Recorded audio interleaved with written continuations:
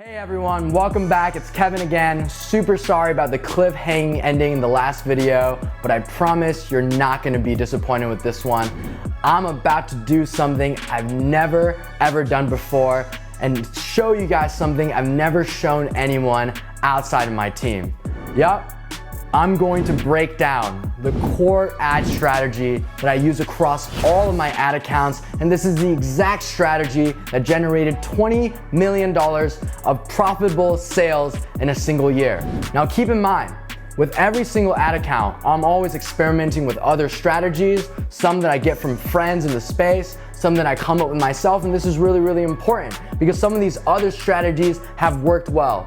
But across millions of dollars of spend on Facebook to date, I always come back to this strategy, and this strategy has an 100% success rate in all of our ad accounts that we actually end up driving to profitability. In fact, I'm gonna break this ad strategy at a conceptual level to educate you guys, but you're gonna wanna stay until the end of the video because I'll demonstrate this ad strategy in a walkthrough of one of my active ad accounts that I started just a few months ago that has been absolutely crushing it. So I know a lot of these gurus and these prophets and these experts out there flash those Shopify sales, or they'll claim they made this amount of money, that amount of money, but hey, you don't really know how much profit they got from those sales, even if those sales screenshots are real. Well, you're gonna see in my ad manager a glimpse into the type of profitability that we drive on a day-to-day basis, and I'll just give you guys a clue. We make 20% take home from all the sales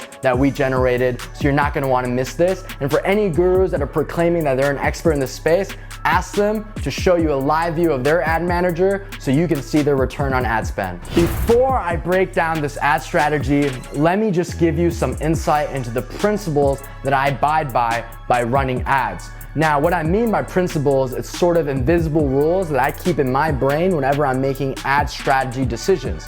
I approach Facebook advertising in a very, very different way than most advertisers out there, and I believe these principles are really what drives the type of results I'm looking for, which are sustainable results, not just very profitable and flashy results. So number one, I'm conscious in maintaining the quality of traffic on my ad account, especially in the beginning. I'm a strong believer that terrible traffic can ruin the way your pixel learns, which can lead to long-term consequences that you may not even realize that's really hard to reverse.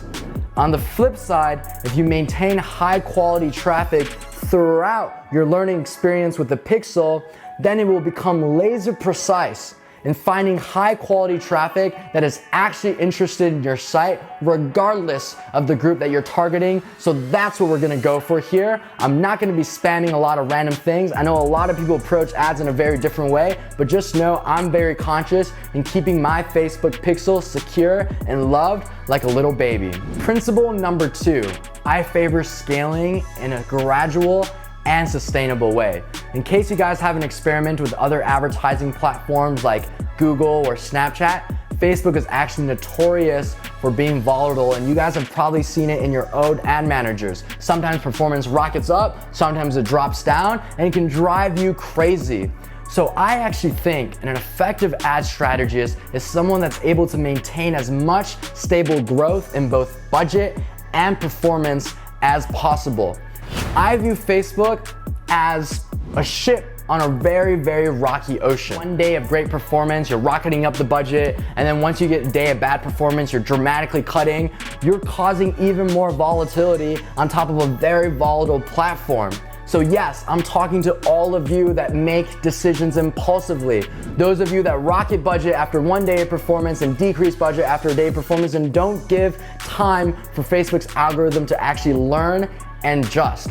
This is not the way to achieve sustainable scale. And for people that love flashing those sales numbers in a single day or sales in a single week, all you have to do is ask them, hey, can I see your ad manager and Shopify store on a long-term view? I guarantee most of the results are gonna go up and then dramatically fall down, because this is the common theme in this industry, and this is why so many people are struggling right now. The common theme in everything I will teach you guys is to achieve business performance that is not only profitable, but also sustainable. Who wants to work so hard on something that has the potential to make a lot of money only to lose it after a week, 2 weeks, or a month? Obviously, this has to do with infrastructure and a quality customer experience and feedback, but a lot of it is also how you pursue the ad strategy. I know a lot of really well-known ad strategists out there that really favor adjusting the budget a bunch in a short-term period, often in a single day.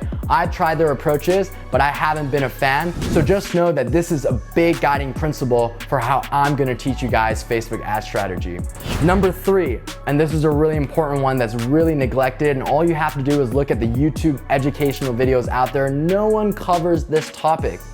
I believe that ad strategy is only half of the equation. I place a big emphasis on creatives and design.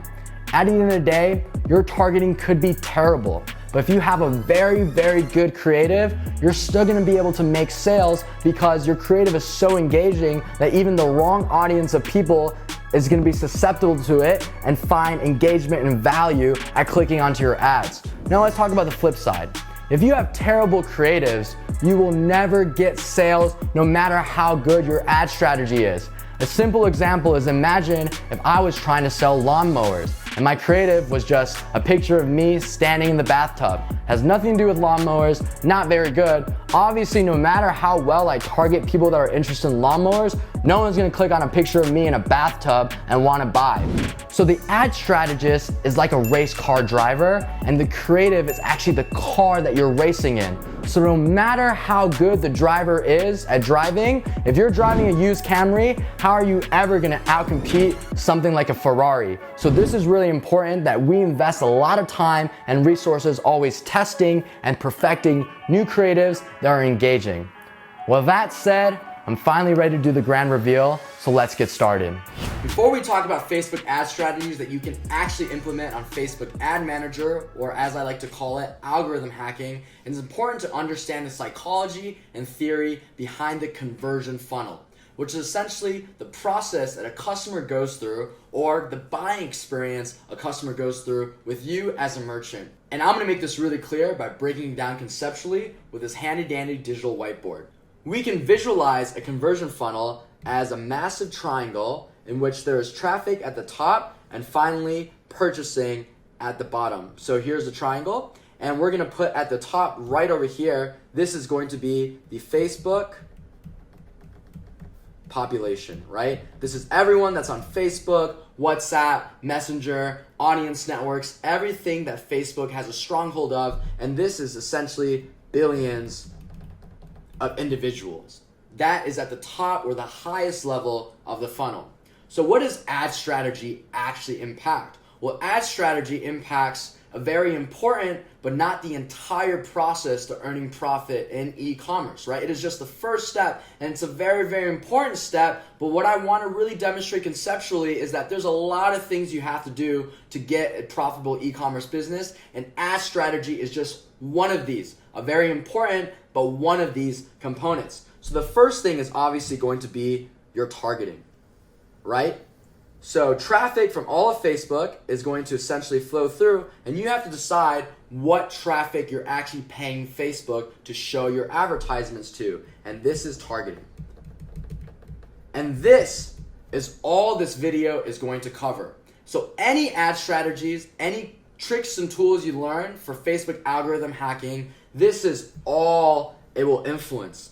The other parts of the funnel are just as important, and you have to make sure that you have control over those, and the other parts are very high quality before the data for targeting actually makes sense, right? For example, if your website is really, really bad, it doesn't matter how good your targeting is. If they go onto a crappy, scammy website, you're not gonna get any sales. So then how are you gonna make a determination if your ad strategy is actually good or if your audience is actually good? You don't know if it's your website that's bad or your ad strategy and your targeting that's bad. So that's what I'm trying to illustrate with this funnel.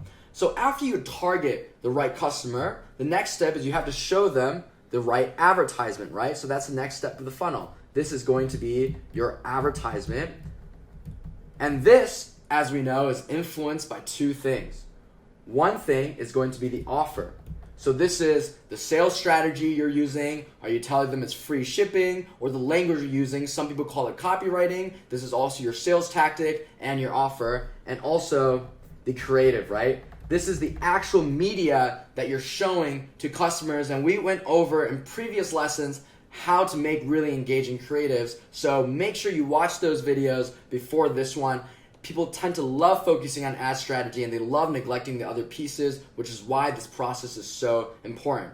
After you show the right advertisement, right, to the right target, then you're driving the traffic to a destination. And that destination usually is going to be your website, right? So this is actually your website. Now, if your website isn't a very effective website, you can see how it ruins the data now for advertisement and also ruins the data for targeting, because if your website is bad, you don't really know if your advertisements are actually converting or if your offer is actually converting, and also you don't know if your ad strategy is actually good.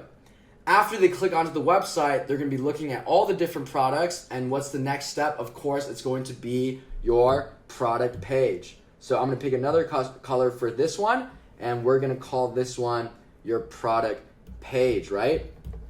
And what's affecting the product page? Well, there's going to be three variables here. One is the actual product, right?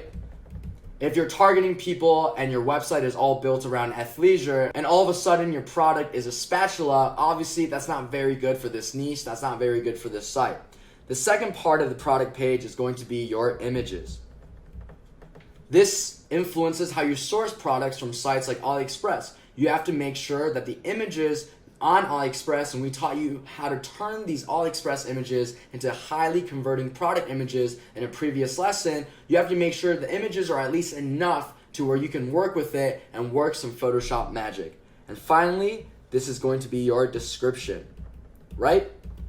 How you describe the product through text is really going to convince or sketch out consumers that have expressed interest at this point, because they've gone from the very top of being a general Facebook population to all the way clicking to your product page, right? The lower you go in the funnel, the more interested people are in finally completing the conversion event, which is going to be purchases. Now, after the product page, assuming it's very, very engaging, what's going to be next? It's going to be the checkout experience, right? And this is where it's very important that you figure out things like, are you offering free shipping? If you're offering free shipping, is it very clear that it's free shipping? Are you upfront about taxes, right? Is the checkout experience a clean one? Do you have the right payment processor in place, right? Do you have the right fraud detectors in place? This is a very important part of the process. And in the beginning, all that matters in the checkout experience is that it looks clean, it looks professional, and it looks like it's not going to be a place that steals your credit card, right? After someone completes checkout, it means they've actually purchased. Then you have something else that's very important in e-commerce, which is what we call the upsell. And there's also downsells involved, right?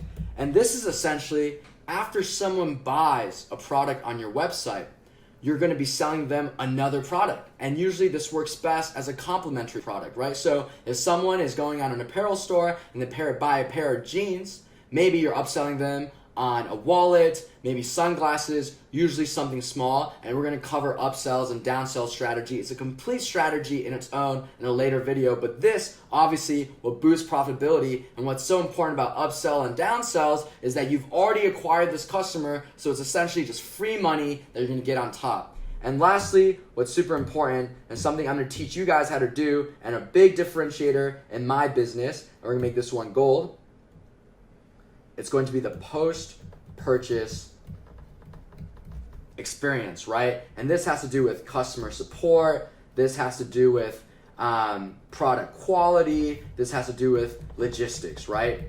Essentially, not pissing anyone off so much that they write terrible things about your products. And also, if you're able to drive value, give them good products at a good speed, right? Giving them high product quality, giving them something branded, that's going to go a long way for them to buy again. Again, you don't want to just acquire a customer once. You can acquire them for several times, and we're actually successful doing this in dropshipping. So again, this is the entire conversion funnel from top to bottom.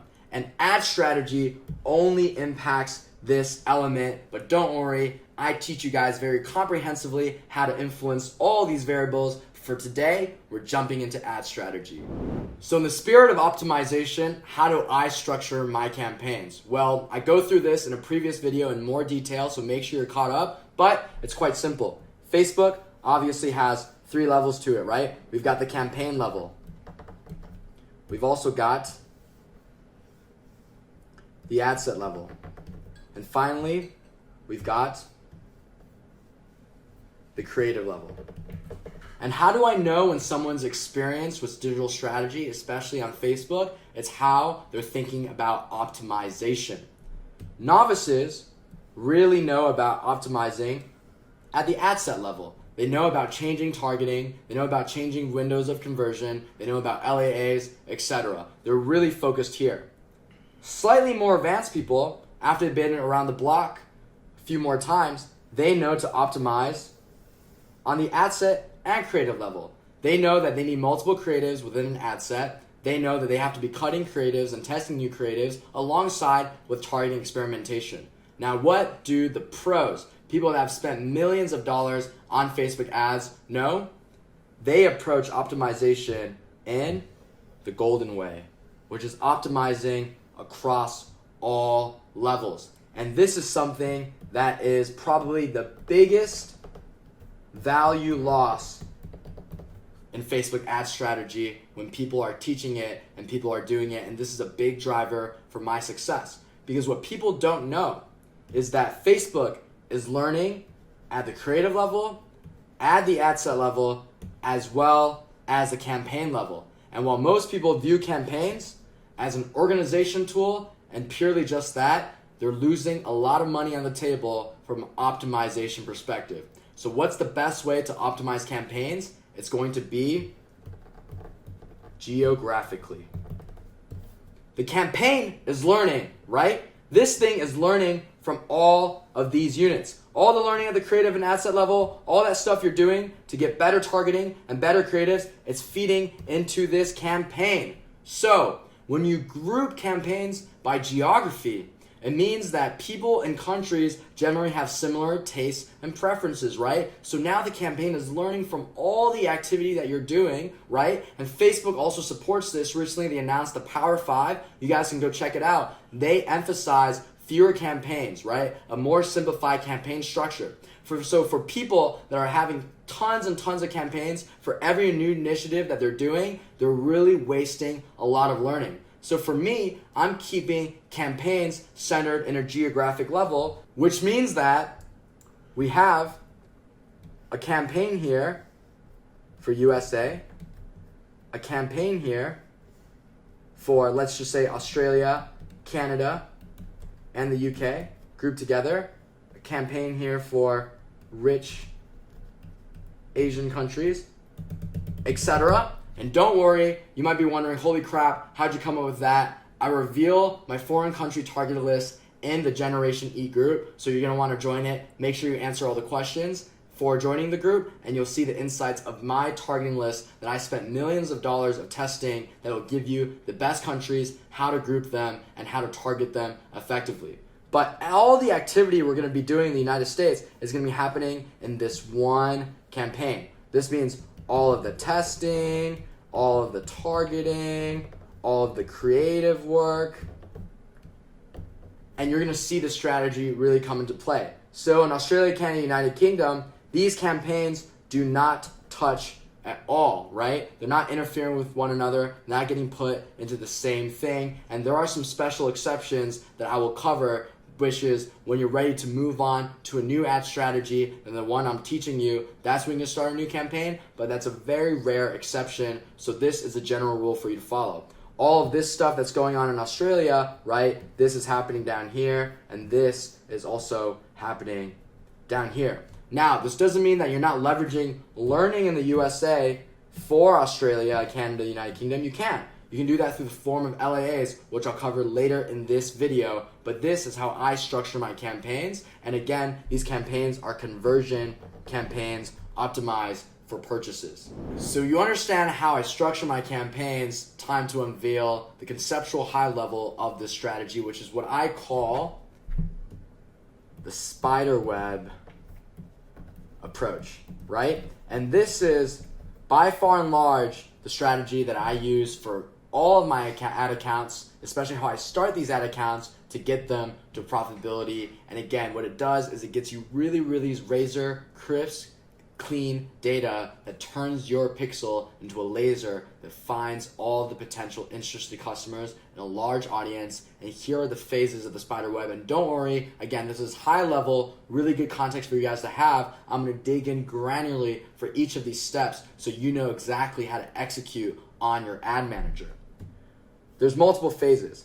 Phase 1 is going to be USA interest testing, right?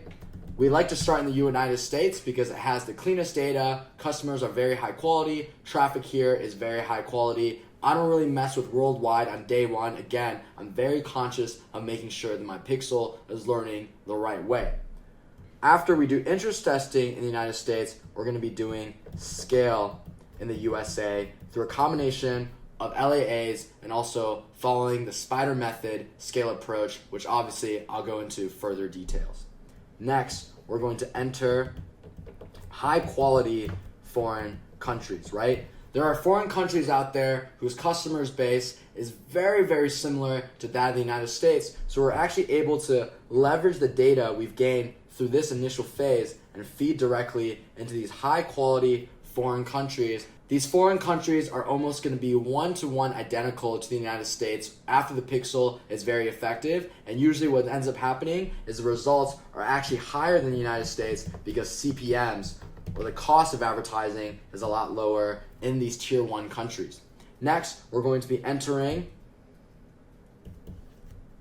middle quality foreign countries. And again, I release all of this stuff in the Generation E group on the specific countries and how to group them that I've tested with millions of dollars in spend, right? After we enter high quality foreign countries, middle quality foreign countries, usually at this point, you're gonna be able to scale high quality foreign, right? Then you're gonna be able to scale mid quality foreign. And at this point, your pixel has built a lot of data so you can actually go after low quality foreign, right? And these countries, essentially what happens is the majority of the population in these countries are either fraudsters, they're very low traffic. A place like India, for example, you're gonna get 1,000 add to carts for every single purchase. It's really bad if you start off here with low quality foreign countries, but once your pixel, it's learning throughout this entire process. Now when you go after low quality foreign countries, it's leveraging all of this learning and precisely finding people in places like India that are very similar to your premium USA higher quality foreign audiences. And then finally, we're going to be scaling, right, these low quality foreigns. And then all of this, right, all of this spider web learning is going to go to the crown jewel of ad strategy, which is going to be very low involvement, but very high profitability.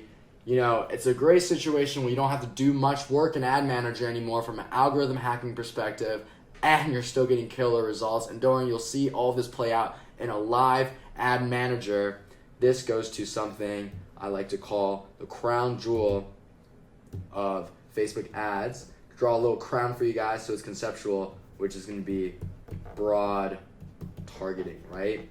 And this is when you can leverage massive populations with little to no targeting, but because your pixel has learned so much doing all of this, it translates into really good data. And that is how you hit high numbers consistently and in a very profitable way. So what does all of this look like at a granular level, something that you guys can actually take home and execute, and keeping all those principles in mind, because I'm not going to cover those again. We understand this at a high level now, so let's actually break it down at a micro level where you can actually implement this as an effective ad strategy. So what's phase 1? We're going to go to USA interest testing, move this whiteboard down here, and bam. You'll notice right away that we have a USA specific campaign So everything I'm covering that's gonna happen in the United States, right? All the different maneuvers we're gonna make is gonna be happening in this very campaign. And we're starting out with interest, right? So let's just pick some interest that might have worked on UFC. And I talked to you guys about the processes to find interest already, right? It's very, very intuitive. Google is honestly my favorite interest finding tool. So it's just use a lot of common sense and do some research on the industry you're involved in, and you'll come up with interest and make sure they're actually targetable by Facebook. I haven't cross-checked if these interests are targetable. This is only for the sake of this exercise. So let's just say the interests that we're rolling with are going to be UFC, right? This is the MMA niche that we're gonna work with, right? The story that we built together. I'm only using this as an example. Let's just say we're gonna have Conor McGregor as an interest, right? We're gonna have Khabib. Great fight, by the way. I'm a huge Conor guy myself, but Khabib is a great fighter. We're gonna have Jiu-Jitsu, right? Muay Thai. These are kind of like fighting styles. We're gonna have, Everlast. This is kind of like an MMA brand, something that makes MMA products. Maybe like kind of a related celebrity that isn't a fighter, like Joe Rogan. Great podcast guy. And then just something kind of out of the blue, very creative, like World Star. You'll notice that in selecting these interests, I came from very, very different types of areas. You have some celebrities or individual figures, you have some brands, you have an organization like UFC, and you also have something kind of random like World Star and kind of a related but not super one-to-one celebrity like Joe Rogan. This gives Facebook a broad breadth of different types of interests that should logically work. I would say out of all 8 of these interests, right, and each budget is going to be $15 because we're assuming 3 creatives. So again, within one of these ad sets, right, I'm going to draw this little ad set right over here, right, you're having 3 different creatives. There's going to be an image, there's going to be a carousel, and this is assuming you're starting on day 1, so you don't know exactly what's the most effective form yet. This is a slideshow / video, and I've taught you guys how to make all of these creatives A to Z, step by step in previous lesson. Because we have 3 creatives, we're just starting out, we don't want to be too aggressive with the budget, right? Maybe you were broke like I was, starting with only $3,000 in the bank account. These budgets are going to be $15 per day, right? $5 per creative, and we have 3 creatives. Again, we're abiding those principles that I taught you guys. Now, I'm going to give a random number out there for target cost per acquisition. This is just for the sake of our exercise. This number is going to change as you put in new products, especially in the beginning of the store. You don't really know what this number might be, so you just have to make your most educated guess based on what you think will sell and also with some initial data points of your average order value. So how do you actually calculate your target cost per acquisition, right? You just take your average order value reported by Shopify, or if it's day 1, you kind of have to make this guess, multiplied by your profit margin, right? And what this literally means is just the revenue you're earning on your average sale minus the cost you have to pay to AliExpress or your supplier, right? And let's just say what this happens to be is we have a $40 average order value, and let's just say our profit margin is going to be 3/4 or 75%. So actually on every single sale, we're gonna take home $30. So that means that if it takes $30 for us to acquire or purchase, it's gonna break even. And what we wanna do is break even on Ad Manager, right? So why is this the case? As you guys may know, Ad Manager doesn't record all of your purchases on Shopify, right? It misses a lot of recordings. It usually records 60 to 70% of your purchases in reality. So this means that if we can break even on Facebook Ad Manager, then we will actually go up by 30 to 40% of purchases, right? And that's going to be the profit in the very beginning. Now we're going to tolerate break even on Ad Manager in order to acquire more data and do more testing so we can scale further. So if your Ad Manager is at break even point and you can figure out the ROAS it takes or break even with some simple math, then you're in very, very good shape. In fact, you should be celebrating because you're actually making money in this testing phase. So our target CPA, as we just calculated together, is going to be $30. And let's just keep this number in the back of our head. It's going to guide all of our decisions moving forward. So you guys must remember the cutting rules because I'm not repeating those principles again. 2 times CPA has been spent and the ad set has been running for at least 3 days. So 2 times CPA, that's going to be $60. We're not going to make any cuts unless an ad set has spent $60 or it's just so bad. Like let's say you notice that the cost per link click is like 4 times worse than all the other ad sets, then sure, you can prematurely cut this. But in general, that's the rule that I gave you guys, right? So 3 days has passed. Now, this has spent $45, right? This has spent a total of $45 after 3 days. Is that enough to make a cut? No. So in this particular case, we're gonna actually have to wait another day. 4 days for that $60 value, right? This is all logical, all makes sense. So assuming 4 days have passed and all of these assets now has spent a total of $60. 2 times CPA rule has been satisfied. So now we can actually make some cuts. Let's assume, again, we're cutting on cost per purchase, right? So let's assume, and our goal is to get a $30 cost per purchase. So let's just say that UFC does not make the cut. Let's also say that Everlast does not make the cut. And also let's just say that, Joe Rogan also didn't do too hot. So we've cut 3 ad sets now at a 4-day mark. Are we going to be scaling the ad sets that we haven't cut, meaning they've been meeting performance metrics? No, because we're going to wait at a 7-day view, as I mentioned before we make any decisions. So we're going to fast forward. Let's say 7 days has passed. These ad sets have been cut. These ad sets, let's assume, are all doing really well. The ones we didn't cut, they're still doing well. There hasn't been any cuts that have made between those 4 days and the 7 days. So how do we actually scale? And this is why it's called the spider web.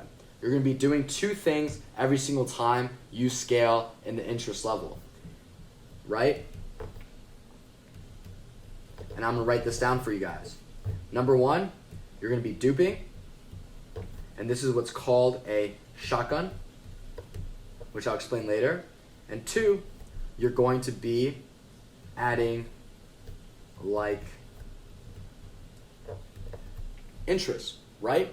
So duping, and why it's best to dupe, even though intuitively, if you've never done Facebook ads, you might assume, hey, can I just increase, this budget from $15 to whatever, a higher budget? No, because when you increase the budget on an ad set, what it'll actually do oftentimes, I'll say vast majority of times, it'll reset the learning on Facebook, so you're not actually capturing the most value from a learning and optimization perspective. I use a shotgun approach or a dupe approach because, honestly speaking, at a very low budget, I would say anything less than like $1,000 per ad set, you can think about it. It's a massive audience, right?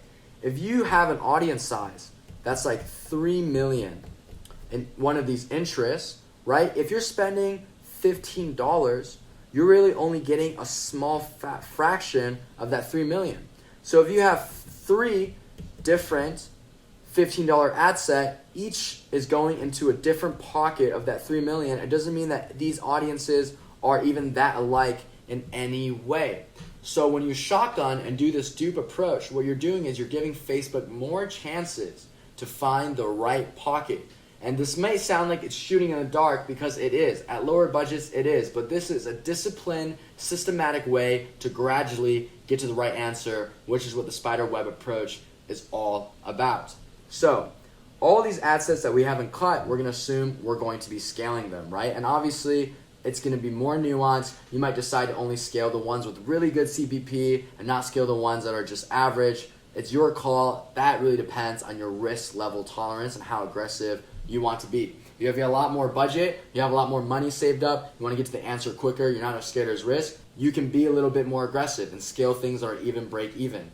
If you're a little tight around the wallet, you want to be a little bit more conservative, then you can just scale things that are doing better than breaking even.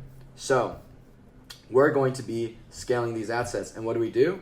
Well, we just dupe them out. And I recommend duping by 2x, and we're going to be duping by the next budget threshold. And I'll give you guys the thresholds right now. So I'm not making all of this up, right? These are thresholds, and everything I'm teaching you guys has been confirmed through millions and millions of dollars in testing. This is what works best for me. The first layer is $15, right? This is sort of your base ad set. And the next one we're gonna do is going to be $50, right? Then it's gonna go to $100. Then it's gonna go to $200. Then it's gonna go to finally $500. I've noticed that the $500 level is where you really want to keep things. You don't want to go up to 1,000 or even more, because what ends up happening is you start blasting through the audience a little bit inefficiently, and you won't be able to make moves at a very precise level. There's things like ad fatigue and audience fatigue that really becomes a part of the equation once you have massive ad sets at a smaller population, and we'll cover those problems at a later date. So you're duping this out, and essentially this is the same settings as before, right? I've already taught the ad set settings to you guys in a previous video. So this ad set is still going to be the same thing as this one, except now it's going to be at a higher budget. So this is still Conor McGregor, right? Except now it's going to be at $50, which is that next threshold I taught you guys of, right? And again, this thing right here is that same ad set, same settings, $50, right? And again, this is all going through that theory of shotgun approaching and getting to the better answer. So you're doing this for essentially every single one of these ad sets that you want to scale, right? I'm gonna be a little bit more aggressive, so I'm scaling all of these even if they're at break even. So we'll just draw squares real quick to symbolize that these are new ad sets, but again, you guys get the point. It's going to be the same ad sets as before, just now at a $50 budget, right? So everything is 50, 50, 50, 50, 50. Now you wait another 3 days, and these $50 ad sets have matched that rule. This time a lot quicker, right? After 2 days, they've already spent $100. So the threshold of 2 times target CVA has already been satisfied. We're waiting 3 days just for it to learn. Now let's just say 3 days have passed and some more changes happen. Let's just say, this ad set isn't good, this one isn't good, this one isn't good, this one isn't good, this one isn't good, this one isn't good, and maybe some earlier ones, right? Another 3 day window has passed, and let's just say, all of a sudden this native one, this $15 ad set turns bad, so you're cutting that, but this one is still good. So we're gonna keep it, right? Just because this core ad set has been cut, it doesn't mean we have to cut the new one, because they're getting very different pockets within the same interest. And you're scaling out this gradually. So the next level, and you're scaling these ad sets out and the thresholds that I taught you guys, right? So now, these, what threshold are they gonna be? Yep, you guessed it, $100. And you get the approach. Overall, the better ad sets are gonna get scaled out and scaled out and scaled out at higher budgets. So, we just addressed what the duping scale and shotgun means. Now, what about the second part of scaling that you should be doing while you did this, right? Well, you should be plugging in new interest as you decide which interest worked well from start. So we noticed that Conor McGregor did well and Khabib did well. Who are Conor McGregor and Khabib? They are actually UFC fighters, right? So after the 7 day period, you dupe this stuff out, right? This happened after 7 days, this happened 7 days, this happened 7 days. What you're simultaneously doing while you're scaling the ones that work is you're adding more interests that are like the interests that are working. So you're also adding in, and we're gonna extend this canvas so it's easier to conceptualize all this stuff, right? Again, this is happening within the same USA campaign, right? We're just gonna say USA, and this is all one big campaign, as we mentioned earlier. We noticed that Conor McGregor is doing well, right? Khabib is also doing well. They're UFC fighters. So what are we gonna do? We're gonna add other interests that are like UFC fighters. So who are also UFC people that we might be able to target? Well, I'm a UFC fan, so I kind of know this, but this is something that you can Google and get basic research with, right? Nate Diaz, right, is someone that we could test. Now Daniel Cormier, right, is someone that we can test. And these are gonna start off at that $15 budget, because don't forget about the budget ladder right over here, right? That's how it always works. $15 is going to be your base. And these creatives that we're using in these ad sets for these new interests are still going to be the same creatives that we did in these ad sets, right? It's the same creatives as before. So you might be wondering what happens if we blast off through the gates and all of these interests that we're testing is completely bad, right? Meaning after 3 days, I have to cut all of these. That usually means the rest of your funnel is bad. And you should address the funnel from step by step. So remember, creatives or advertisements is right under targeting. So the best thing to do is now try a different set of creatives. And what you do is you still cut all of these initial ones, right? Because they were bad. And what you do is you just dupe them out one-to-one, all these same interests again, and now test a new batch of creatives. I would say if another batch of creatives is still not doing well and you saw maybe an increase in CTR, or let's just say the CTR stayed same and you're really confident this time the creatives are different enough and better enough, that usually means you go further down the conversion tunnel. Maybe it's your website, your product pages, etc., right? So that's how you approach this. It's very logically driven, very hypothesis testing, very, very data driven, and that's what wins in the world of e-commerce and ad strategy. So we're gonna go back now, right? We assume that these assets did well, and now you're adding these new interests in. Obviously, Muay Thai and Jiu-Jitsu also did well. What are Muay Thai and Jiu-Jitsu? They're forms of fighting. So you're gonna add another form of fighting, right? Maybe Tai Chi at $15. Maybe another form of fighting is going to be kickboxing at $15. And you're following the same scaling approach here for these new interests. So how many new interests should you be adding every single day? I always recommend that you're testing at least 20% more interest every single time. So you might be wondering, how many new interests should you add every single time? There is no limit.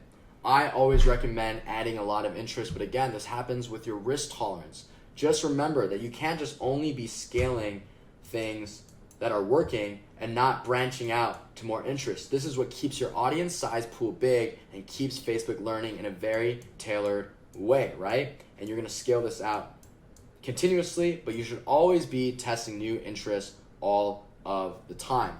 So, we're gonna keep scaling these out, keep scaling these out, keep scaling out, following this pattern right over here. So, what is phase 2, right? I know I mentioned phase 2. It's the start to LAAs. So this is always going on at the interest level, right? This strategy will maintain throughout this entire process. As long as interests keep performing at a higher budget, you're gonna keep scaling them out. There's no world where you ever get rid of interest and you're always testing new ones. Well, something happens that's very magical when you've hit 100 conversion events on Facebook Ad Manager. And that's going to be the next phase of the United States. And this next phase could be parallel processing what you're already doing at the interest level. So the next phase is going to happen at 100 purchase events. And this is purchase events recorded on Ad Manager, not Shopify. Remember, Ad Manager under records. You gotta make sure you have 100 conversion runs here. And what you can do is something very magical. You can make lookalike audiences. I'm not going to teach you guys how to make them. You can Google that, very intuitive. And these are the lookalikes that should work pretty well if you've been doing a good job getting to 100 conversion events based on that spider web method of how you launch your store. And the LAs I want you to make are going to be purchase, 1 through 3%. And these are going to be inclusive. So basically it's going to be 0 to 1%, 0 to 2%, and 0 to 3%, because again, we want to work with larger audiences that allow you to scale. And internal competition or cannibalization at the ad strategy level doesn't really come into play until you're at a pretty high budget. I've noticed that I don't really get any problems with cross competition unless I'm running budgets of around $7,000 or more a day. You're going to make these add to cart LAs at 1 to 3%, right? You're going to make these initiate checkout LAs at 1 to 3%, view content LAs at 1 to 3%.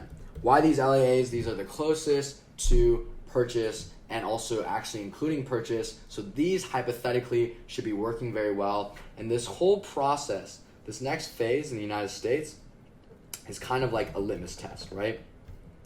This really is testing how good your creatives are, how good your interest testing has been so far. And again, this can be parallel process with everything that's already going on at the interest scaling level, right? So what does it actually look like? Well, it's the same thing. You know, we're gonna extend this campaign. It's still the same campaign. This is just a visual way of representing it. What budget are you putting these LAAs at? Obviously 15. We decided that's the base with 3 creatives. So this one, let's just say, is purchase 1%, right? This one is going to be ATC 1%. This one is going to be initiate checkout 1%. You know, this one is going to be view content 1%. And of course, they're all at 15. And I'm not including the other ones there, but right, we're including all these LAAs in. I think day one, when you get 100 purchase events, you're gonna wanna use all these LAAs, right? So there should be 3 ad sets for purchase, 3 ad sets for ATC, 3 ad sets for initiate checkout, 3 ad sets for view content. We're already very, very much propelling our budget forward. How do you scale these LAAs? In the same way you're scaling interest. Everything is the same, right? Same theory. This is spider web method. So after 3 days, you know, you're cutting the ad sets, and of course they have to have spent at least $60, 2 times your target CPA, right? You're cutting them out, and then the good ones, and there should be a lot of these, right? Purchase 2%, purchase 3%, you're just scaling them out just like I taught you guys at $50, $50, $50, $50, $50. So all this is going on within one campaign. Your interests are scaling, your LAAs are scaling as well, and things are really, really looking good. You're progressing. I would say if the LAAs 1 through 3% work well in the United States, meaning after 3 days, you're not making that many cuts, you would say overall, hey, at the campaign level, this is pretty good performance. Now you're ready to move into your high quality countries and foreign, right? And how do you do that? Well, this time it's going to be a new campaign, right? So we're gonna go into your high quality foreign countries. And this, I'm gonna give you guys, is going to be Australia, grouped with Canada, grouped with the United Kingdom. Don't ask me why this has been grouped. I've done a lot of testing. That's the best way to group these. For some reason, these 3 countries really thrive off the data that has already been collected in the United States. So usually, if your LAs have been good at 1 to 3%, that's a good indicator. Your data collecting has been good so far. Your targeting has been good. Your creatives are good. You can leverage the same creatives, right? And ad set concepts now by making LAAs for these 3 countries using Facebook's LAA makers. So Facebook actually allows you to take data from one country like the United States and make LAAs from them on other countries. And when data from the United States to these 3 countries is almost 1-to-1 in similarity, it usually means really, really good performance. And by the time people get to this stage, they're probably already doing $1,000 plus a day in sales, right? This is already pretty good scale. So how do you actually enter a foreign country? You enter with initial LAAs for that foreign country as well as interest. And I would say you want to structure the budget so the initial LAAs are around 75% of the budget when you enter a new country, and then the rest of the budget is going to be interest that you can actually take from a USA campaign, but you just have to make sure that it's relevant to that country.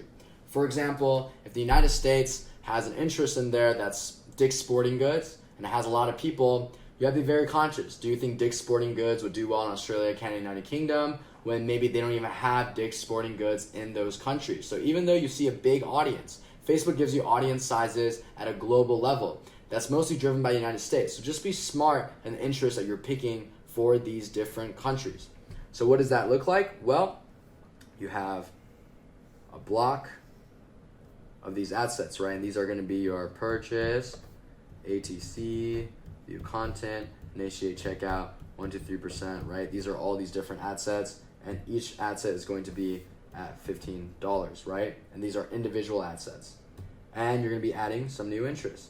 So maybe in the UFC, maybe UFC obviously is an international brand. People in these countries probably know about it, and Connor is a pretty big celebrity, right? I'm just leveraging the interest I was already starting out with in the United States. It's not much more thinking work, and Khabib, I would say, is pretty big as well because the UFC is very international. So how do you approach foreign? Again, same thing, same principles of scaling.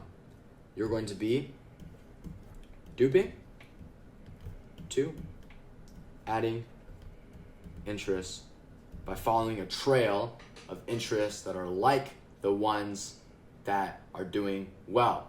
And now the interests that do well in the United States and the interests that do well in Canada, Australia, and the United Kingdom, these tier ones, might be completely different. That doesn't matter. You're just taking the principles I taught you and applying it in a whole new campaign that is now Australia, Canada, and the United Kingdom, right? It's going to do hopefully really, really well if you've been very purposeful in the United States. And these creatives for all of these ad sets, right? These creatives right here are all going to be identical to the ones you're using in the United States because they've already been proven. So now we're already playing in 3 different markets, right, that are happening. And I'm not going to cover all the logistical stuff you have to do to go into these countries. Just know this is an ad strategy approach to what you have to do. So this is all going really, really well. What are you going to do next? Well, let's just say, you're really scaling out in the United States. These LAAs alone in the United States can already get you into $10,000 a day plus in the United States in terms of sales. But let's just say you want to get even more aggressive. You want more pockets to even scale. So then I'm going to share with you the advanced LAAs. Advanced LAAs are LAAs you can really leverage when you feel like you have a good grasp on creatives, you have a good grasp on your website, and your ad sets are doing well so far. The initial LAAs are doing really well. What you do is you simply expand the scope of LAAs. So now you're going to have purchases that are going to be 1 through 10%, made in the same way, in this sort of inclusive way through the LAA maker. You're going to have ATCs that are going to be 1 through 10%. View content, that's going to be 1 through 10%. Initiate checkout, that's going to be 1 through 10%. And also, we're going to expand the scope even more because all the data has been so good so far, right? Like, things are really, really trending positively. We're going to throw in page views, 1 through 10%, which are the people that go onto your website. You might even do things like page engagements, 1 through 10%. You get the point. And we're starting all of these out, again, at $15, right? Each of these assets is $15. But you can see how this is already slowly expanding your budget, getting more audience members involved. It's increasing the pool of potential customers that you have going to your website, right? And it's scaling and scaling and scaling and scaling. And you're using these scaling tactics throughout for all these different LAAs. Now, what do? Obviously, we're going to, right, riskier countries, but they're still pretty high quality. And you go into riskier countries, the medium quality countries, usually after this has worked out well, or at the very least, your USA stuff and these LAAs, advanced LAAs, are going really, really well. So these are kind of your mid-quality countries. And don't worry about these because I give you guys a list of how to group things. I've said this so many times in the Generation E group. And you're starting this how? In the same way as you started this thing right over here, right? So I'm just gonna copy that and put it over here, right? Bam. And you guessed it, when eventually you move into lower quality countries, it's the same thing. And when you move in lower quality countries, when the medium quality countries have given some signs, right? Or at the very least, when the United States is doing really, really well. And you're scaling again in the same way that I already taught you guys, through that spider web approach. And eventually Australia, Canada, United Kingdom, they'll move on to advanced LAAs, right? So, you know, this interest testing stuff is gonna do really, really well. You're scaling out these interests continuously. You're scaling out these initial LAs continuously, and then you move on to advanced LAAs. And also, there's gonna be a lot more interest as you're adding more. And this principle of scaling also applies for these medium quality countries, right? So where is all of this going to, right? What is all of this driving to? You know, I mentioned this sort of crazy situation where you don't have to spend that much time on ads anymore, but they're still going to be super, super high performing. Well, this is where it's all headed. It's all headed towards something called broad targeting. And how do you know when broad targeting is going to work? I'll give you guys a rule. Usually it's at around at least 2,000 conversion events, meaning purchases, right? Recorded on Ad Manager. And by this point, you're probably already making money. Like, you're already doing pretty well at an ad strategy perspective, but this kind of just takes the ceiling off of growth. And this is how you can get 20, 30, 40, $50,000 in sales per day. And this is how we got to a Black Friday situation where we did $430,000 in a total day. What broad targeting really is, and this is going to sound so dumb and counterintuitive, is when you have an ad set and you don't put any sort of segmentation in it whatsoever. Meaning you're not putting an interest in, you're not putting an LA in, you're just blasting to every single person in the United States, for example. That would be USA broad. You're doing auto placement, you're doing no targeting, except for country. And these ad sets, you want to start off, because they're very learning intensive, at least at $250 per ad set. And you want to use these ad sets the first time. Maybe some of you guys are already at this point, right? And you're really looking for some strategies to take you to the next level. At this level, what you can do is I would start with at least 3 of these, right? At least 3. So if you guys are going to try this immediately, have at least 3 of these. And where do you place this ad set? You guessed it if you've been listening this whole time. A USA broad is going to sit right into this USA campaign. And what's going on is this campaign is basically fueling this ad set. All, and I mean all, of the learning that's happened over here already, it's finally cultivating into something really, really cool, which is you're targeting everyone in the United States, and the pixel is like a laser finding every single relevant audience member in there. And at this stage of ad strategy, things get very, very easy and very fun. So you're at 2,000 conversion events. Congratulations for getting here. And let's say you launch this broad ad set strategy that I just taught you, no targeting, and it's working out well. 3 times, $250, and it's going well, and you're scaling it. Now, this is why ad strategy gets so easy, and why it's so cool, and why all this hard work through the spider web, being so purposeful with treating your pixel the right way, like a good woman, you treat a girl the right way, she'll treat you the right way. It's because you can finally do this. Because this is now working, we're just gonna make more and more of these broad USA ad sets, right? So this will be broad, and eventually it'll be $500, more and more and more and more. That's going to be the way we scale, right? That's going to be the way we up the budget. And what happens over here,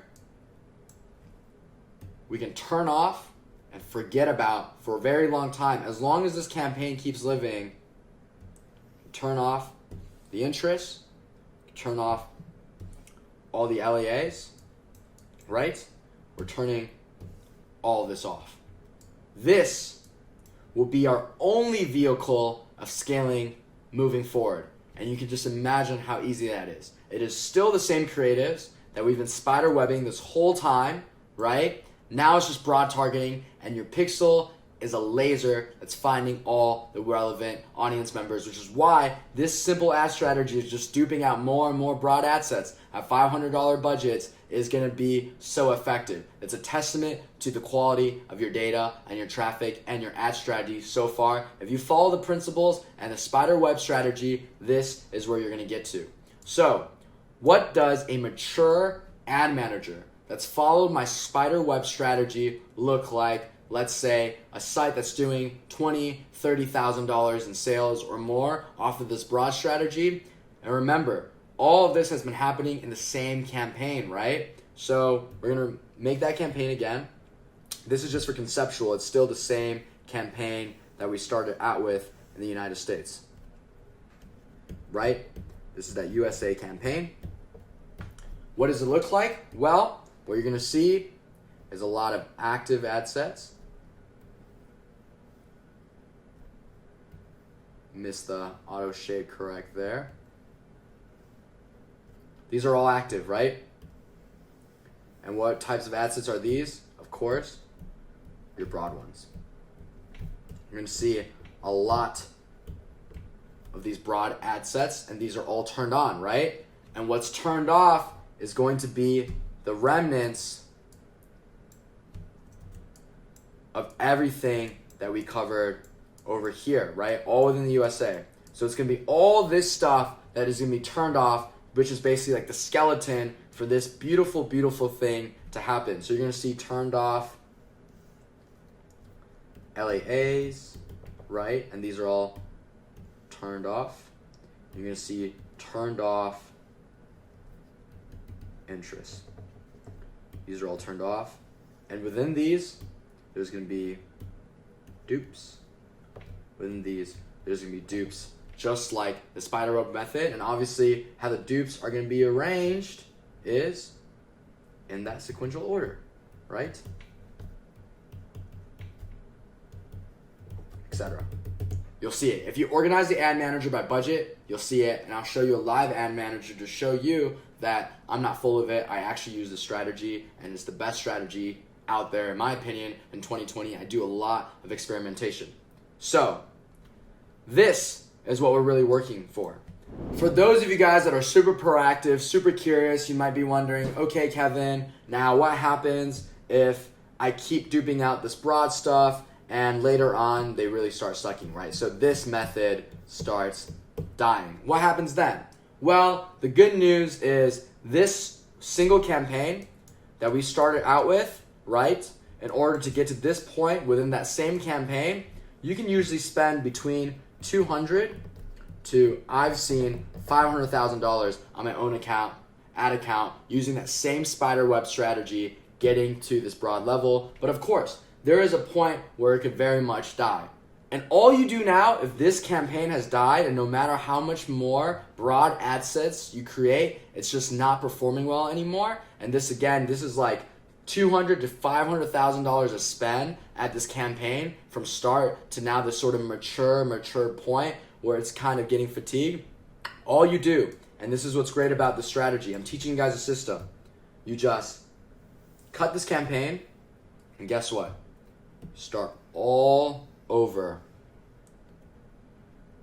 and implementing the spider web strategy. Brand new campaign, brand new creatives. You start at interest, LEAs, all over again until you can get back to this destination. So, what do you do in Australia, Canada, United Kingdom? Remember, everything's the same. Essentially, you're following the same trajectory, right, of the United States, and you're trying to get to, again, this magical broad, AU, CA, UK situation. And budget-wise, you're going from 250 times 3, that's when you first started, to eventually 500. And then you keep duping out the 500. So imagine a situation where you have multiple campaigns across different countries, different regions, right? And you've arrived upon this broad targeting, and that's all you have to do. Literally, your ad strategy every single day is just duping out more broad ad sets. And once it dies, right, in Australia, Canada, United Kingdom, just like it did in the United States, you just cut the campaign, right? Cut the campaign, and bam, go back to where it all started, interest, LAAs, broad again, and you try to come back here. I started this ad strategy lesson by teaching you guys about campaign level learning. We recognize the fact that Facebook's powerful algorithm is learning at the ad set, and campaign levels, and not leveraging campaign learning is one of the biggest mistakes made by both beginners and veteran Facebook ad strategists. So we learn to center our campaign structure around geographies because people in similar countries and the same country have similar tastes and preferences, and this really results in powerful learning on Facebook's end. So we learn to start off. We will start off in the United States. And all the US activity within our ad account is going to be starting with this campaign and continue throughout beginning to maturation of the spider web method, all within the same USA center campaign. And obviously, we are starting off with interest testing. And we learn that in interest testing, it's very important to have at least 3 creatives to an ad set, at least $5 per creative, giving us a minimum budget of $15 for every single ad set that we're testing. We also learn to test a wide variety of interests, from figures to organizations to behaviors to honestly random unaffiliated interests that may be vibing with the same audience. And we learn that you scale interest testing through the spiderweb approach. The spiderweb approach consists of 3 different parts. One of them being scaling through dupes at higher and higher budgets. One of them being scaling through new interests that are similar to interests that are already doing well, and then finally cutting bad ad sets after they've been given the appropriate amount of time and spend in order to make a decision. From the spider web and interest testing, we went into your basic LAAs. This is the first step into scaling, along with parallel processing interest. And finally, from basic LAAs, we went into advanced LAAs. This further expanding the audience pool and giving even more conversion related events other than the ones that we start off with the basic LAAs. And what is all this driving to? The goal of the overall campaign and all the learning that's taking place is to go to an ad set with broad targeting. Meaning you're targeting everyone in the United States. This usually happens around 2,000 conversion events, meaning 2,000 purchases recorded on Ad Manager, not Shopify. You're targeting everyone in the United States on auto placements, and this basically takes over the rest of the entire strategy, and you're only scaling by duplicating more ad sets, starting out at 3 times $250 and moving forward to $500 per ad set, and then scaling more and more $500 ad sets. While this is all going on in the United States, we learned about high quality, medium quality, and low quality countries.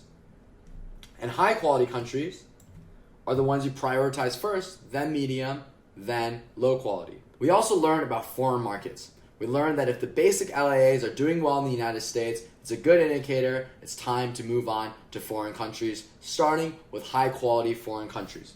And I gave you guys these countries, grouped as Australia, Canada, and the United Kingdom, because of how similar the data is in these three countries collectively, comparatively to the United States. And the start for foreign markets is a little bit different because we already have data from the United States to power us through.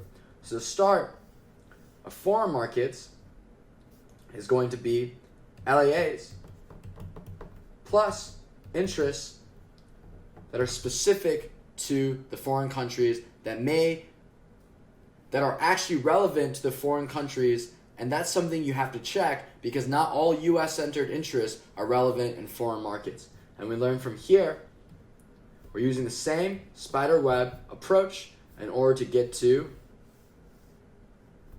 advanced LAAs. And just like in the United States, the goal of all of this is to get something magical, which is going to be broad. And the same rules other than the start apply from the United States over to Australia, Canada, United Kingdom, and all later campaigns. And eventually, you're going to arrive upon a state where everything is on broad targeting and your ad manager is going to be generating great results with little to no involvement from you. So at a high level, that's what we covered in the spider web strategy. Something you guys can always expect from me is to keep things real and honest. And there are some things I didn't cover in this video that could still impact your ad strategy. I'm just gonna go over them at a conceptual, high level, very briefly, just so you guys are aware that it's not just tweaking around an ad manager that boosts profitability and performance at an ad strategy level. Again, ad strategy is just one component of driving sales and profitability to your business. There's a lot of other components that actually affect advertising performance that I want you guys to know. So I don't think I can be more clear than this. I'm literally gonna write out here, things not covered, right?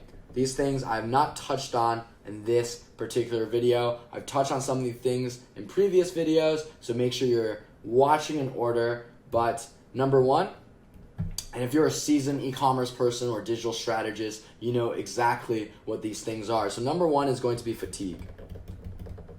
And there's three different types of fatigue that I like to identify. One is going to be ad, two is going to be audience, and three is going to be product. And I'm gonna break these down very simply. Ad fatigue occurs when the audience that you're targeting is getting kind of bored of the creatives that you're running. Usually comes with declining CTR and declining ROAS over a longer period of time. And how you solve it is you either bring in more people into your audience by targeting new interests or new markets, or by changing up your creatives. Audience fatigue, very, very similar. It just means that the same person has seen your ads way too many times. This usually comes when frequency is above 3.0. That's what I tend to notice. How do you get rid of audience fatigue? It's when you bring in more people into your marketing and target new markets, new interests, etc. And finally, there's product fatigue. If you have ad fatigue or audience fatigue, and no matter what you're doing, new creatives, new targeting, you still can't reverse performance, the last thing to try is to add in new products and make creatives center around those new products. Now, this is very, very rare when it comes to brand and niche dropshipping, but it does happen. Out of 5 of my sites that are all active right now and approaching 8 figures in sales each, I've only had this sort of product fatigue problem with 2 of those sites. So again, it's rare in brand and niche dropshipping, but you can solve it just by adding new products and also pushing creatives to those new products. The next thing that I didn't mention at all in this video is going to be retargeting. And this is a simple concept. Retargeting is when someone goes onto your website, they do some things, maybe view content, maybe add to cart or initiate checkout, but they don't actually carry out with the purchase. Obviously, this is money left on the table if you're not hitting warm traffic on top of cold traffic. In the previous ad strategy video, I go over some retargeting strategies that you can use, so make sure you watch that. But this can get very, very complex and very intense, especially for people that do it right. And you can retarget on Facebook, you can retarget on email, you can retarget even with Google ads. It gets very, very complex, and the best experts out there are doing retargeting very, very well. Number 3, we didn't really cover infrastructure.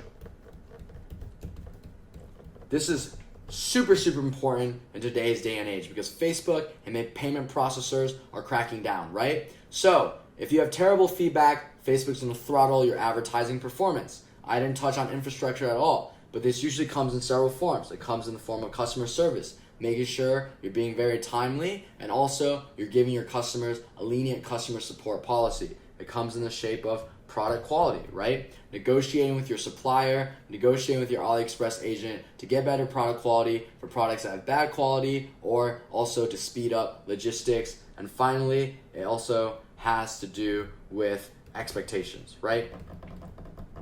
When you describe your products as something completely different from what someone's going to receive, this is your fault as a marketer. Because even if an AliExpress product is actually pretty high quality, if you blow it up to be something else, you're not going to get good feedback. And bad feedback is what kills Facebook-oriented businesses, right? So if you're selling fool's gold through AliExpress, and you're saying it's real gold, it doesn't matter how high quality that fool's gold is, it's always going to fall short of customer expectations. So these three things, right? And logistics being a part of product quality, that's how you're going to make sure your Facebook ad performance does not get throttled. Next thing that I don't really go through is sort of the apps, right? There's a lot of different apps that you can use with Facebook ads, use with your Shopify that's going to dramatically impact performance, right? Whether it's a currency converter so you can go into foreign markets more easily, or if it's something that's going to allow you to use multiple pixels, or if it's a way to make retargeting a lot easier, or even make your site load faster, higher converting. There's a lot of apps in Shopify I don't cover in this video, but again, some of these things can really impact your advertising strategy performance, right? So this was supposed to be a strategy video, and that's why I decided to leave these things out, but I would be very, very foolish if I didn't teach you guys. And obviously, this goes without saying. Number 5, other strategies. The spider web is my favorite one by far. I still start every single ad account with the spider web approach, but that does not mean that I'm not experimenting with other different ad strategies. That does not mean that I'm not trying different things all the time, and that doesn't mean that something like CBOs hasn't gotten me higher performance at some time or point. I use a wide variety of things. I would say 60% of my ad account experience is going to be that spider web, right? Spider web by itself probably took me to the $8 to $10 million sales marker before I even tried anything else. But in this growing world, there's a lot of different things to try. So don't be afraid to try other things. I'm always doing it. When you try something else, you can do it in another campaign.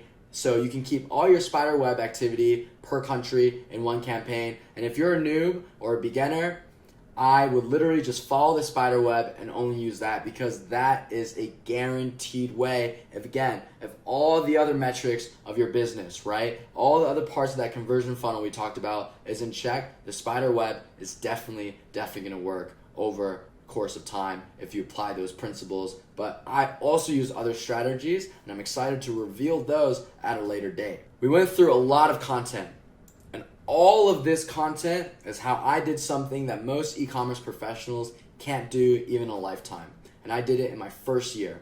I generated $20 million in sales in my first year, starting out with only $3,000 in my bank account. Again, ad strategy was only one portion of this overall journey, but just to remind you guys that anything is truly possible in the world of digital entrepreneurship. And no matter how many times I teach you this ad strategy, no matter how many times you watch this video, you'll never get results until you actually implement it. But guess what? I'm very, very excited right now, because it's probably something you guys have all been waiting for in this video. When is he gonna do this? When is he gonna do this? I'm gonna show you the spider web strategy in a live ad account that is still active today. So let's take a look under the hood. All right, guys. Well, that was a big leap of faith on my end, and I know my team is going to kill me for just doing this. So you've seen this ad strategy at a conceptual level. This is literally my favorite ad strategy that's driven all of the sales I've made to date, and I'm still using it on a daily basis.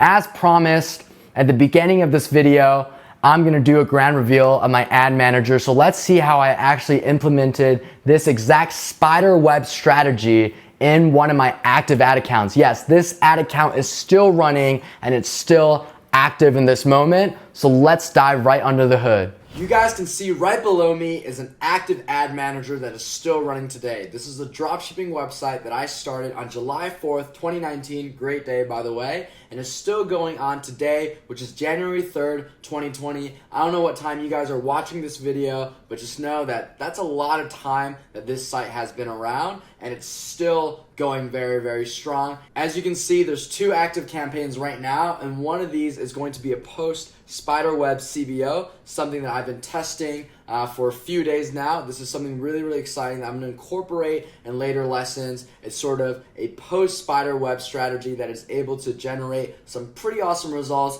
before you have to start over again in a brand new campaign and a brand new spiderweb. And the reason why I want to show you guys this ad manager is to really show that I am living the things that I'm actually preaching to you guys. I'm not just giving empty advice. It's actually advice that has propelled me to make a lot of money. So let's first take a look at the historical metrics of this ad account, which we can do in a lifetime view. Now I'm gonna teach you guys a hack, all right? Anytime some guru or some expert out there that is showing their ad manager, which is already a step forward because a lot of people just flex Shopify sales, they don't even show the ad manager, but you have to ask them to do this. You gotta ask them to press refresh.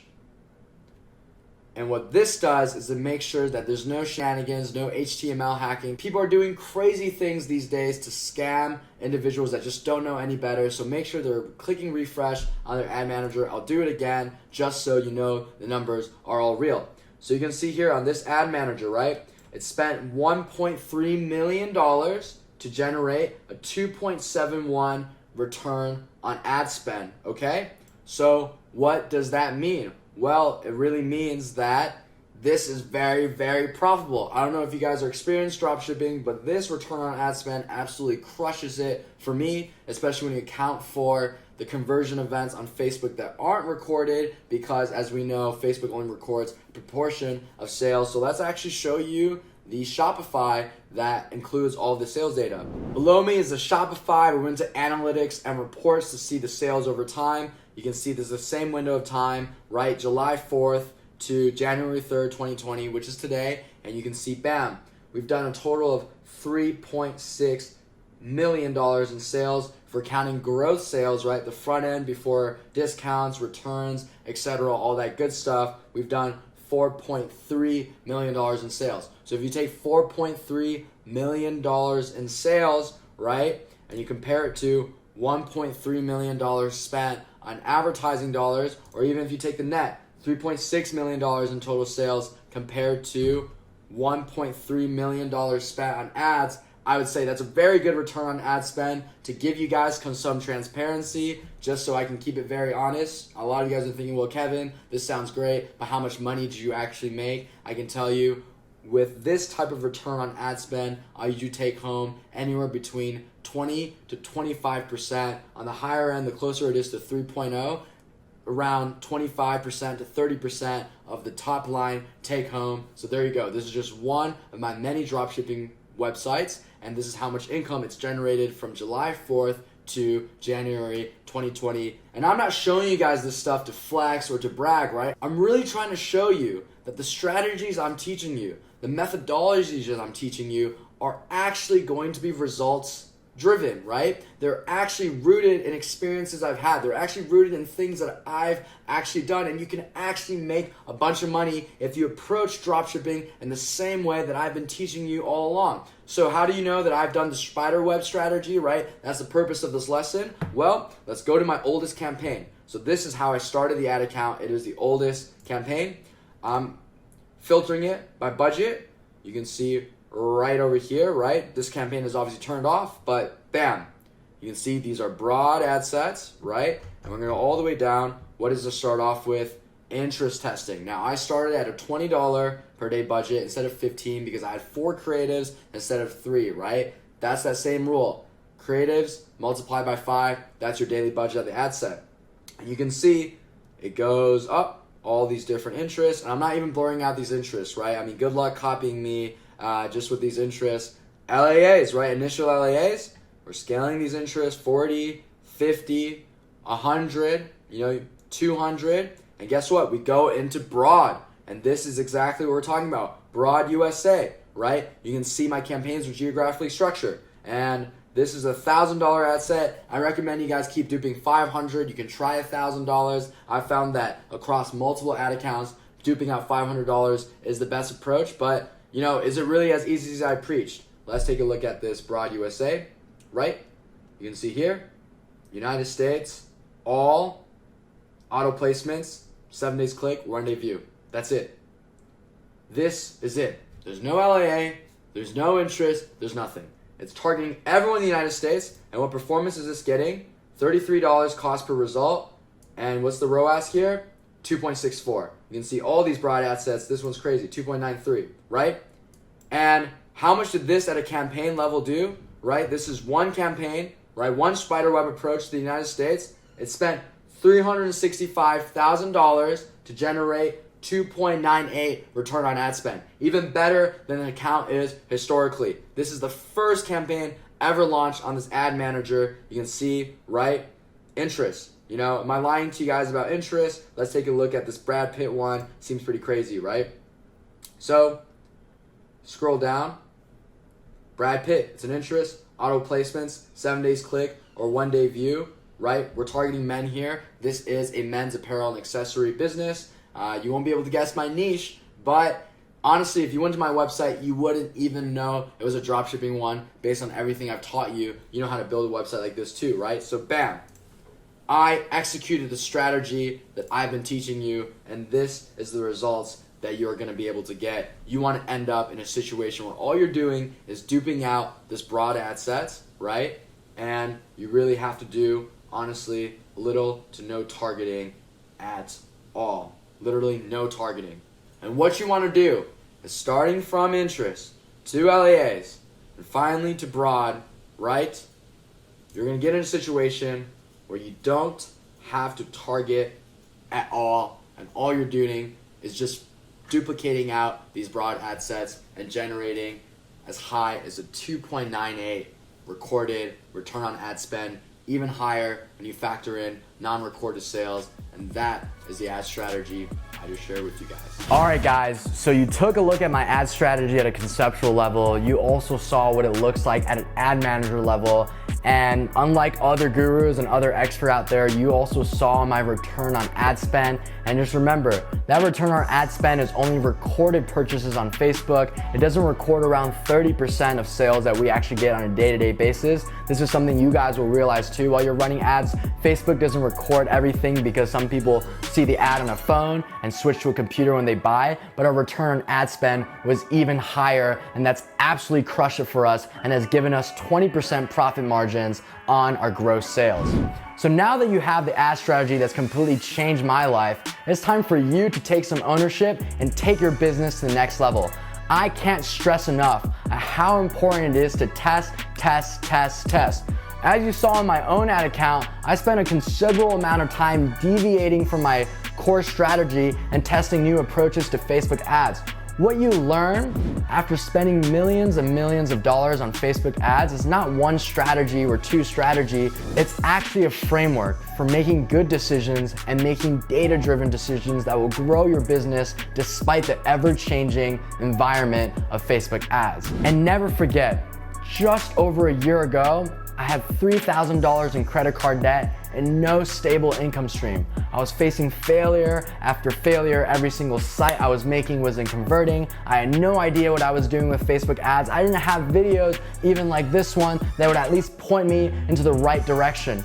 Despite all the failures that I was facing, despite my Asian parents breathing down my neck, and I kept going because I knew that with every mistake, every bad targeting decision, every bad creative, every website that fails, that I was getting closer to the right answer. And that's the mentality that you have to take. This is not gonna be an easy process, but you're already starting out much better than I am because of all these free resources that I've put on this channel.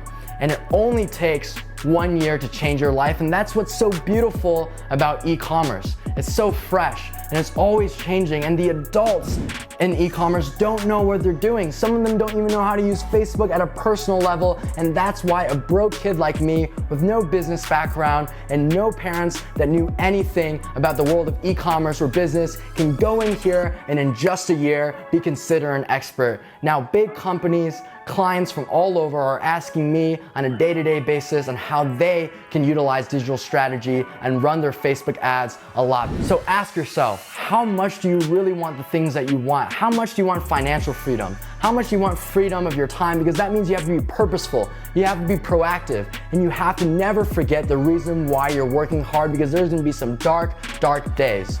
And if this isn't the year that you change your life and your future, then when will you actually do it? Because at the end of the day, all it takes is a single year. Thank you guys so much for taking the time to watch this video. I hope you enjoyed it. A lot of people think I'm crazy for putting this content out there for free. So make sure you press like and subscribe, share it with your friends. I'm on a mission to transform e-commerce education, and I can't do it without you. You can follow my journey at Kevin Zhang Official on Instagram. DM me and I promise I'll respond to every single DM, and join the discussion in my private Facebook group, Generation E. I promise that no question will go unanswered. See you in the next video.